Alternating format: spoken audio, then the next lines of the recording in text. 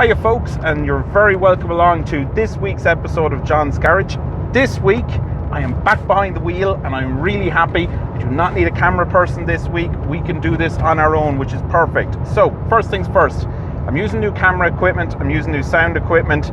Please let me know what you think. Has the quality gone up as well? Has the sound improved? Has everything improved? The other thing, just to let you know, I'm also using new software, so please, just all the feedback, I'd absolutely love to hear it and to hear what you think, okay? Now, let's jump into it.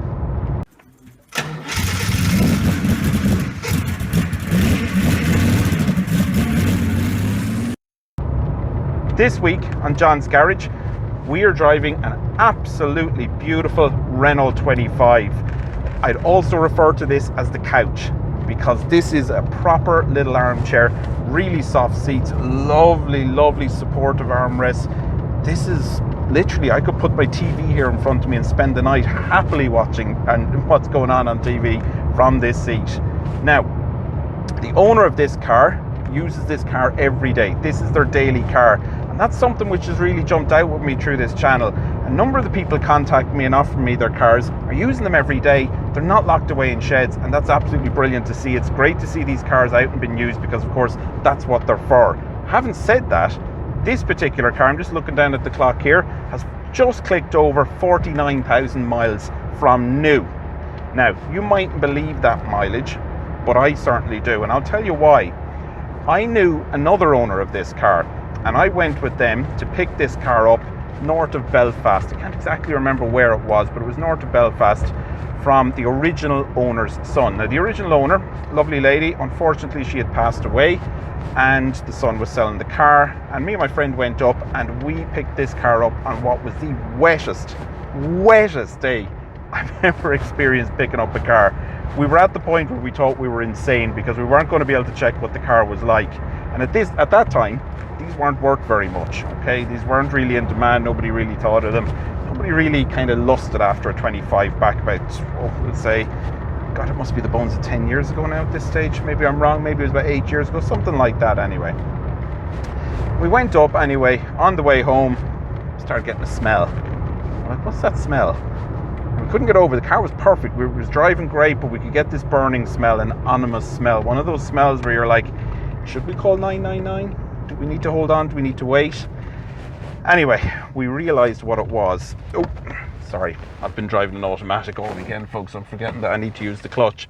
But we picked up the car, driving it home, smell came in, and what it was the fan motor was actually quite literally burning out. So we got that disconnected. We got in under the dash, disconnected that, took the fuse out, and for the entire journey home from Belfast down to Kilkenny, we were wiping the windows clear so that we could see out of the car in pretty much monsoon conditions is the way I'll describe it. And that's kind of funny to me because this car has returned to me today again. Now, while it looks sunny out right now, I can assure you it's in the middle of Storm Franklin. Okay, if you can remember back to Sunday and Monday at the start of this week, we're driving this in Storm Franklin. And I can tell you right now, this car is more solid than my house because it doesn't move. The wind isn't buffeting it. It's absolutely perfectly solid. And as I say, oh so comfortable. We got a brown interior. Somebody in a BMW's just pulled out nice and slowly in front of me. We got a nice brown interior, proper velour seats. Again, they're in brown as well. No rips, no tears, no wear, nothing. This car is immaculate, and given the mileage, why wouldn't it be? Full service history from new as well. Loads of documentation, loads of receipts. It's all there. It's all good. And everything in this car works. That's what you want to see in a car, especially something like this that's been used daily. Might be one or two little niggles. I see the temperature gauge isn't working, but we do know it's not boiling. We know all the cooling system is working well in this car. So this car, to get to me today, drove 2 hours up through Storm Franklin, has gotten here perfect, okay? And I was asking the owner, what's it like, living with this on a daily basis? And no issues. It's a perfect car. It requires nothing. Basic maintenance, keeping it right. There is a few, I don't want to say upgrades, but scheduled maintenance that they're doing on it. New shocks are going to be fitted to the front. They've done a few little preventative maintenance things like sorting out the timing belt, full service, all that kind of thing. But nothing has broken. Nothing has required head scratching to try and fix or anything like that. It's all been pretty straightforward. And why wouldn't it be? Okay, this engine that's fitted to this car is the 2 litre. It's an 8 valve. It's carbureted, so none of the fuel injection system problems that would have come with the later cars. It's also got a 5-speed manual gearbox, which is what you want, okay? These were available with an automatic, but the automatic is known for completely launching itself without any notice. It just goes, it fails. You might be lucky just before it fails to find a pool of automatic transmission fluid underneath the car, but that's if you're lucky, okay? They fail. Renault did come up with a fix. They tried to fit the fix, and unfortunately they couldn't do it, okay? They couldn't fit the new pipe that required changing. Now, I do believe you can upgrade the box now, but most of them are gone, okay, or they've been parked up many years. So if you do find one and it's an automatic, just tread carefully, okay? The 5-speed manual is the way to go. As I said, this particular engine is 2 litre, it's 8 valve, it's carbureted, comes with about 102 horsepower from new, good for a top speed of 113 miles per hour if that's your thing, but it's not a fast engine, okay? This is not a race car. This car is made for one thing, and that is comfortably cruising the motorways of France, okay? And it does that very, very well. So this would have been part of Renault's lineup during the 80s into the very early 90s. So they stopped production of this in about January 1992 in preparation for its replacement, the Renault Safran. This car also replaced the Renault 20 and the Renault 30 when it was released back in 1984, and it did a very good job of that. Again, big French hatchbacks. They stood out. They were a bit different in the executive car park. Nowadays, I suppose in the executive car park, most people are afraid to stand out, but back then it was, it was good to have something avant-garde, well built, comfortable, reliable, economical, all those kind of things. And as I said, there's good engineering in this car. The one we're driving today is the Facelift, okay? So what you get there is improved interior, improved engines, slightly different changes to the lights at the rear and different changes to the bonnet, front bumper, and so on and so forth. This car has 2 optional extras fitted that wouldn't have been in it when it was sold new. They could have been spec'd by the dealer, I should say. They're the alloy wheels. Normally these would have come with hubcaps here in Ireland, and the front fog lights, the yellow fog lights. Again, dealer fit option, no issues with any of that. So to say the car is 100% original, I think is fair enough, because any of the changes would have been fitted by the original dealer anyway. Other than that, the only thing that's not in here, which I'm sorry to say, but could be installed very easily, is the really, really impressive hi-fi system. This is the standard radio. Not that there's that wrong with the standard radio, there isn't, but you can get a really cool doubled-in hi-fi unit with all the sliders for the fader and balancer and bass and all that kind of stuff, which would have been the rigor in 1980s motoring. So what else can I say about the car? Average is 35 miles per gallon. That's kind of it. A couple of unusual features in here that I like. First of all, there's these little slots here down by the gear stick. The reason for them is all the toll roads in France, keep your coins in there, so when you pull up, just pick out the coins, chuck them out the window, and on you go on to your next destination. Other unusual thing here, the reverse gear. It's actually, I suppose, a type of dogleg gearbox, in that reverse is down and to the left, or to the left and down. Not where you'd expect it. Normally in French gearboxes, it's up and it's to the left and up beside first gear, but no, reverse here is beside second gear. It's a little bit unusual. We have central locking. As I say, all the switches work. There's a nice little storage compartment here for your cigarettes and your cigarette lighter. Unusual door handles as well. There's a lift handle here if you want to open and close all the doors, so it's the same on all the doors, little lift handle.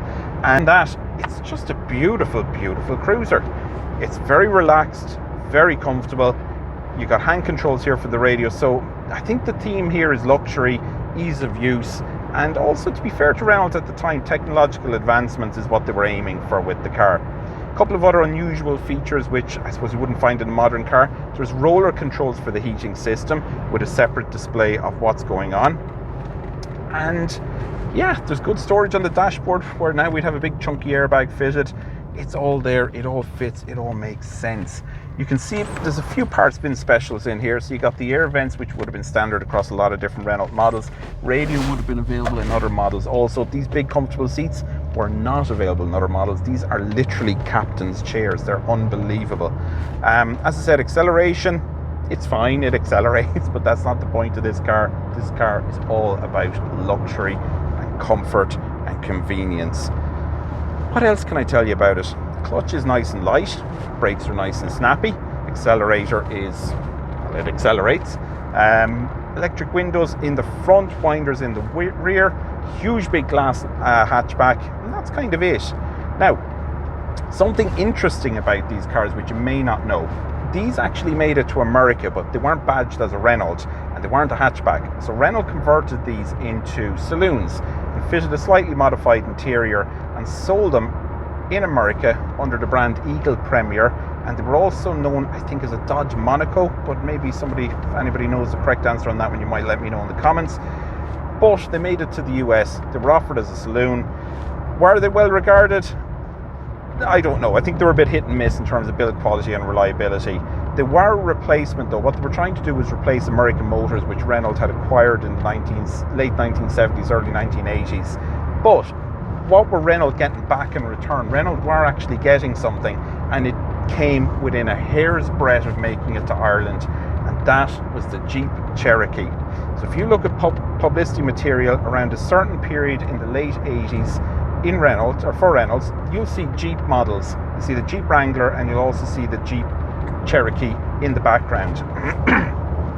They were fitted with the 2.1 litre turbo diesel, which was also fitted to this car, and they were briefly sold in France and Belgium. Now, why do I say they came within a hair's breadth of making it to Ireland? Okay, the reason I say that is they had gone through the marketing material with the sales guys, they had gone through the training with the mechanics at the time, they were trained up to work on the cars, but they never actually made it here. Okay, they weren't also badged as Reynolds, but they were fitted with the Renault diesel engines. So a little bit of history there for you. Hope you find that interesting. But that was the little transatlantic trade that Renault were making at the time. 25 went to stateside, and over to Europe was going the Jeep Cherokee. Now, why did it all fall through? Why did it all fail?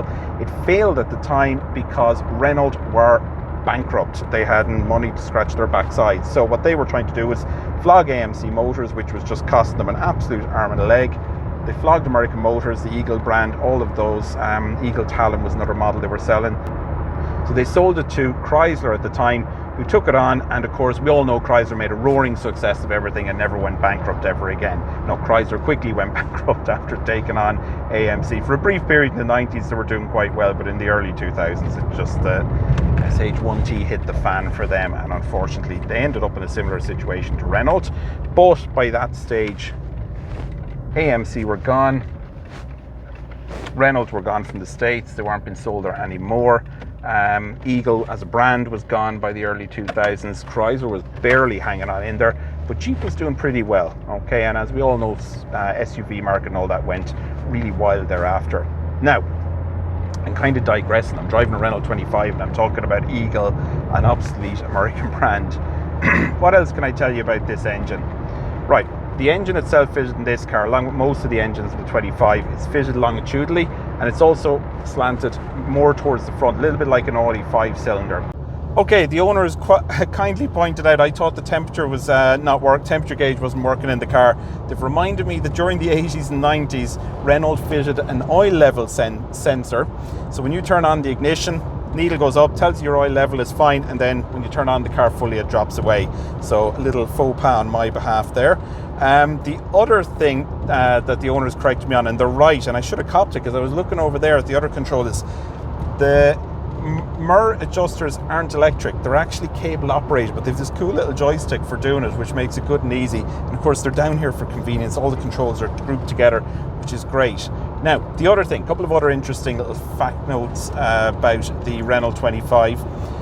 They developed a limousine version for use by Charles de Gaulle, and it was fitted by the 2.7. It's fitted with a 2.7 litre V6. They briefly sold it in right-hand drive form for 2 years in the UK. Didn't make it to Ireland because, well, I can't imagine there was much of a market for it in Ireland at the time. Not for limousines anyway. We were lucky to be putting food on the table in the 80s. So they quickly pulled it out. It didn't sell very many of them. But there is one still being used by a Renault enthusiast and mechanic in the UK by the name of Paul Cunningham. You can find Paul on any of the forums. His one is fitted with a diesel engine, I believe.